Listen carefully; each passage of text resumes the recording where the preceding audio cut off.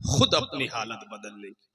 देखो हजरात, अगर आप फिक्र करोगे ना कि हमारा भी ईमान बचे, जान बचे, हमारे बाल बच्चों का भी ईमान बचे, जान बचे, हमारे खानदान वालों का भी ईमान बचे, जान बचे, तो आपको सोच बदलनी है। हिंदुस्तान के बहुत बड़े सुल्तान बादशाह गुजरे हैं, उनका नाम है हजरते सुल्तान औरंगजेब रहमतुल्लाह अलैह। मोहब्बत से बोलिए सुभान अल्लाह।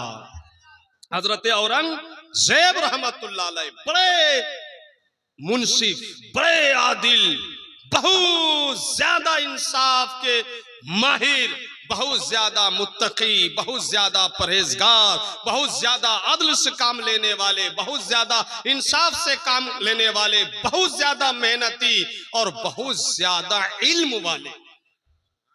हिंदुस्तान में शायद ही औरंगजेब जैसा मुंसिफ, आदिल, मुत्तकी, परहेजगार और इल्म वाला कोई बादशाह गुजरा। उनके दौर में हिंदू मुस्लिम इत्तेहाद, प्यार, मोहब्बत की कोई मिसाल नहीं थी। उनके दौर में, उनके राज में हिंदू मुस्लिम सिख ईसाई बड़े चैन सुकून आराम से जीते थे। न किसी मस्जिद को खतरा था, न किसी मंदिर को खतरा था, न किसी गुरुद्वारे को खतरा था, न किसी सिख को खतरा था, न किसी ईसाई को खतरा था, और न ही किसी हिंदू को खतरा था। कांड होता था और फौरन इंसाफ मिल जाता था। और इंसाफ के वक्त हजरत औरंगजेब आलमगीर अलैहि रहमा नहीं देखते थे कि कौन क्या है, धर्म नहीं देखते थे, मजहब नहीं देखते थे, देखते थे कि इंसाफ का तराजू हमसे क्या कहता है। उसके इंसाफ की अगर बात सुनाई जाए ना तो कई घंटे लगेंगे, लेकिन मैं इंसाफ के अलावा एक बात बताना चाह रहा हूं। उनका बड़ा एहसान है भारतीयों में, भारतीयों पर उनका बड़ा एहसान है उलमा पर।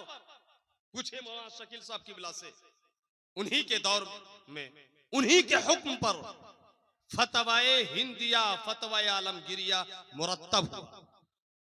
ये फतवाए आलमगिरी, फतवाए हिंदिया जो किताब है, ये फिक्र, कानून, उसूल, ज़ाब्ता के लिए इंसाइक्लोपीडिया माना जाता है। उससे आज भी फतवा दिया जाता है और उसको आज भी यहां की अदालत और कोर्ट मानती। मोहब्बत से बोलिए सुभान अल्लाह। बात उन्हीं की है। एक टाइम आया कि उनके वालिद उनसे नाराज हो गए और हजरत औरंगजेब बादशाह थे, तो अपने वालिद को, नाराज वालिद को हजरत औरंगजेब ने हर तरह का ऐश आराम, इंतजाम, मसनद, खान पान का इंतजाम करवाया। जिस मसनद पर वो बैठना चाहते थे उसी मसनद पर बैठाया, जिस महल में वो रहना चाहते थे उसी महल में ठहराया, और जो खाना चाहते थे वही खिलाया, जो पिलाना चाहते थे वही पिलाया। और हजरत औरंगजेब इस फिराक में रहते थे कि मेरे वालिद जो नाराज है मुझसे, नाराज है मुझसे खुश हो जाए।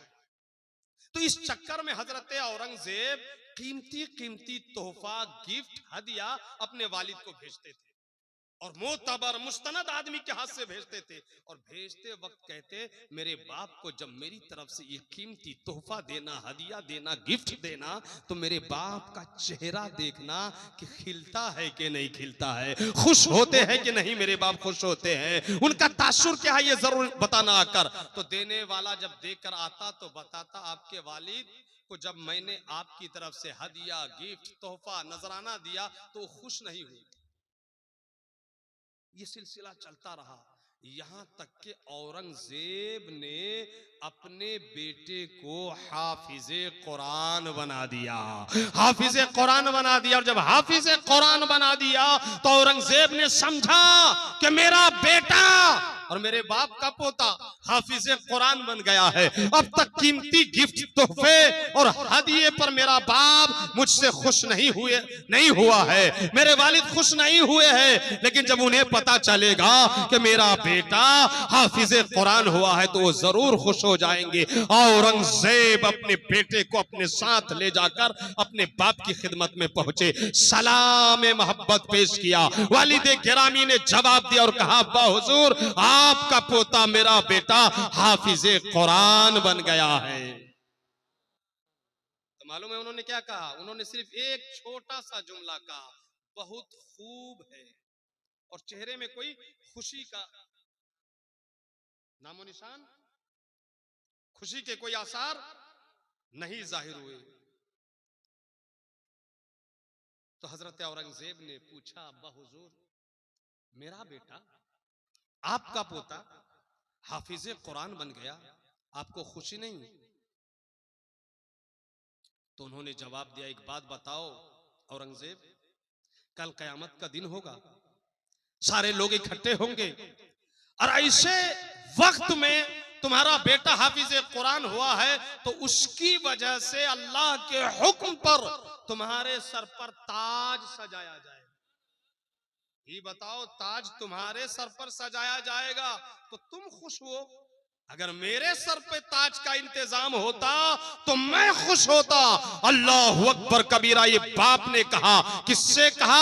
औरंगजेब से कहा। औरंगजेब की हालत क्या है? क्या औरंगजेब अखंड भारत का बादशाह है, सुल्तान है, राजा है। समझ गए औरंगजेब, अच्छा तो अगर मेरे बाप के सर पर कयामत के दिन ताज रखा जाए तो मेरा बाप खुश हो जाएगा। तो लिहाजा चलो अपने बाप को खुश करने के लिए मैं खुद हाफिज कुरान बन जाता हूं।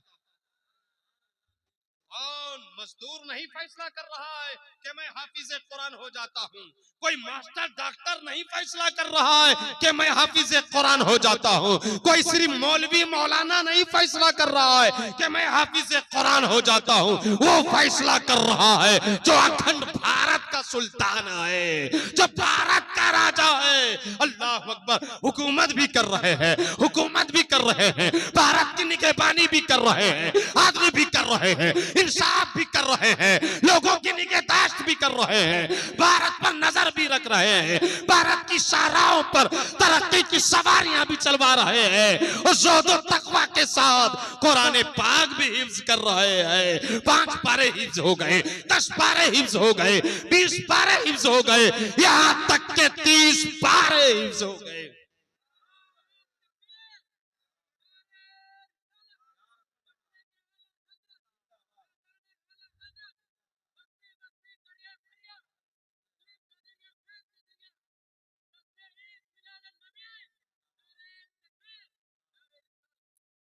तीसों पारे के हाफिज हो गए। सुभान अल्लाह। अरे हिंदुस्तान, वो भी अखंड भारत, अल्लाह अकबर। उसका बादशाह अपने बाप को राजी करने के लिए, अल्लाह को राजी करने के लिए तीसों पारे का, बोलो जोर से, तीसों पारे का हाफिज कुरान हो गया। और बादशाह ने अपने बेटे को भी हाफिज बनाया।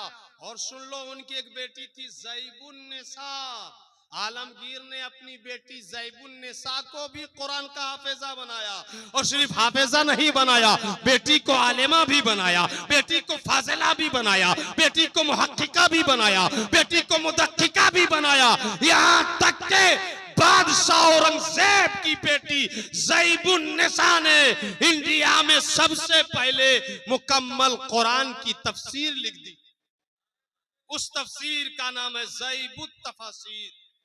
नलसर वालों, यहां पर ठहर के मैं आपसे पूछना चाहता हूं, जब एक बादशाह अपने बेटे को हाफिज बना सकता है, एक बादशाह अपनी बेटी को हाफिज आलिमा बना सकता है, और जब एक बादशाह बादशाहत करते हुए अपने बाप को राजी करने के लिए खुद 30 पारे का हाफिज बन सकता है, तो आप 30 पारे के हाफिज ना बनो, 10 सूरतें तो कम से कम याद करो। बोलो ना, अत्तहियात तो याद करो, दरूद शरीफ तो याद करो, दुआए मासूरा तो याद करो, मोटे मोटे जरूरी अकायद तो याद करो, किसके हाथ का ज़बिया हलाल है ये तो याद करो, सूद खाना हराम है ये तो याद करो, पड़ोसी को दबाना हराम है ये तो याद करो। तुम कितने बड़े लाट साहब हो जी, तुम कितने बड़े बिजी हो जी, तुम कितने बड़े मसरूफ हो जी, तुम कितने करोड़पति हो जी कि तुम 10 सूरत याद करने का तुम्हारे पास टाइम नहीं है? मुसलमानों, जब दिल में नूरे ईमान होता है ना तो बादशाहत करते हुए हाफिज कुरान हो जाता है। सारे लोग वादा करो, इरादा करो, नियत करो, ये नियत करके उठो कि हम में से हर आदमी आज के बाद कुरान पाक की कम से कम 20 सूरतें याद करेंगे। हाथ उठा के बोलिए इंशाअल्लाह। अत्तहियात याद करेंगे, हाथ उठा के बोलिए इंशाअल्लाह। दरूद शरीफ याद करेंगे, बोलिए इंशाअल्लाह। मुकम्मल नमाज़े जनाजा याद करेंगे, बोलिए। अरे हाथ उठा के बोलो ना भाई, इंशाअल्लाह। जब दरूद शरीफ याद करोगे, अकीदा याद करोगे, सूरतें याद करोगे, मसाइल याद करोगे ना, तो सिर्फ 20 सूरत याद कर लो, जरूरी अकायद याद कर लो, चंद जरूरी मसाइल याद कर लो, तो आपका सीना मुनव्वर हो जाएगा। और जब सीना मुनव्वर हो जाएगा ना तो ऑटोमेटिक आपको जो है मस्जिद से भी मोहब्बत हो जाएगी सच्ची, मदरसे से भी मोहब्बत हो जाएगी सच्ची, पीरो मुर्शिद से भी मोहब्बत हो जाएगी सच्ची, आलिम से भी मोहब्बत हो जाएगी सच्ची, और माँ बाप से भी मोहब्बत हो जाएगी सच्ची, बीवी से भी मोहब्बत हो जाएगी सच्ची। कितने अफसोस की बात है कि आप लोग को बनारस से बीवी की साड़ी लाना याद रहता है, आप लोगों को इलाहाबाद से बीवी के लिए इलाहाबाद का अमरूद लाना याद रहता है, आप लोग को कलकत्ता से बीवी के लिए कलकत्ता का रसगुल्ला लाना याद रहता है, आप लोग को बरेली से बीवी के लिए झुमका लाना याद रहता है, आप लोग को रामपुर से बीवी के लिए रामपुरी छुरी लाना याद रहता है, मगर माँ और बूढ़े बाप के लिए कटिहार से जो है एक लुंगी लाना जो है भूल जाते हो। बाप पान खाता है तो क्या कहते हैं, कटिहार से आप लोगों को पान की सुपारी याद नहीं रहती। मुसलमानों, आज जो मुसीबत आ रही है ना वो तुम्हारे अमाल की वजह से, तुम्हारे किरदार की वजह से। अपना किरदार सुधारो, अपना अमाल सुधारो, बीवी का हक दो जो उनका है, माँ का हक दो जो उनका है, बाप का हक दो जो उनका है। एक हंगामे में शर हो तो उसको भूलूं, यहाँ तो रह रह के सैकड़ों बातों का ख्याल आता है। आप एक जलसा भी करते हो तो जलसे में नचनिया मुकर्रिर को बुलाते हो कि हंसाता कौन है, चुटकीला कौन सुनाता है। ऐसे ऐसे जो है ना हमारे सीमांचल में और आसपास झारखंड में मुकर्रिर हो गए हैं कि कई करोड़ जाहिल मरने के बाद ऐसा जाहिल पैदा होता है, ना उर्दू आती है सही से, ना अरबी आती है सही से, ना कुरान की एक आयत पढ़ता है, पूरी 40-50 मिनट की तकरीर में लतीफा चुटकीला सुनाता रहता है, हंसाता रहता है, आप लोग हंसते रहते हो, और ऐसे मुकर्रिर की डायरी उठाकर देखो तो पूरा पूरा महीना खाली नहीं। आप लोग को शर्म नहीं आती है? कौम से रुपया लेते हो जलसे के नाम से, और ऐसे हरामखोर बेईमान जाहिल अनपढ़ गवार जो कॉमेडी करता है, मशहरापन करता है, हंसी मजाक का इस मेंबर रसूल को अड्डा बना लेता है, ऐसे बेईमानों को बुलाते हो, ऐसे झूठों को बुलाते हो, ऐसा लतीफाबाज को बुलाते हो। अगर ऐसे ही मुकर्रिर को बुलाते रहे ना तो अल्लाह की कसम अभी से लेके जब तक कयामत ना आ जाए आप जलसा करते रहो, एक फायदा नहीं होने वाला है आपके समाज, एक फायदा नहीं होने वाला है आपके खानदान को। जब भी जलसा करो अच्छे आलिम को बुलाओ, बामल आलिम को बुलाओ, कुरान और हदीस की रोशनी में तकरीर करने वाले आलिम को बुलाओ, जो आपकी इस्लाह कर सके उस आलिम को बुलाओ, जो तकरीर बेचता ना हो, तकरीर करता हो, तबलीग करता हो, ऐसे आलिम को बुलाओ।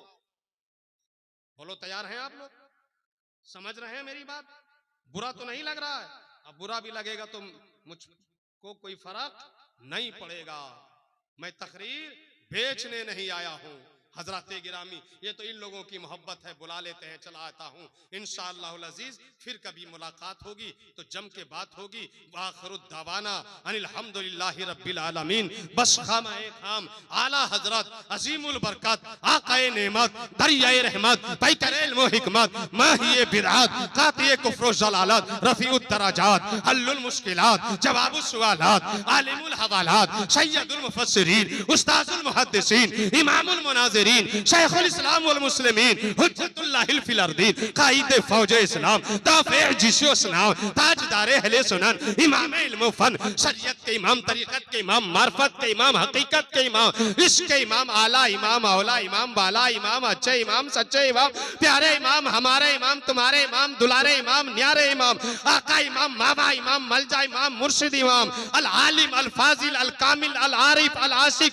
अल मुहक्किक अल मुदक्किक अल मुफस्सिर अल मुनाजिर अल शाइख अल मुजद्दिद अल इमाम अल शाह इमाम अहमद रजा खान खुतबे ज़मान अलैहि रहमत व रिज़वान के इस शेर पर बात खत्म कर रहा हूँ कि बस खाम-ए खाम नवाए रिजा, बस खाम-ए खाम नवाए रिजा।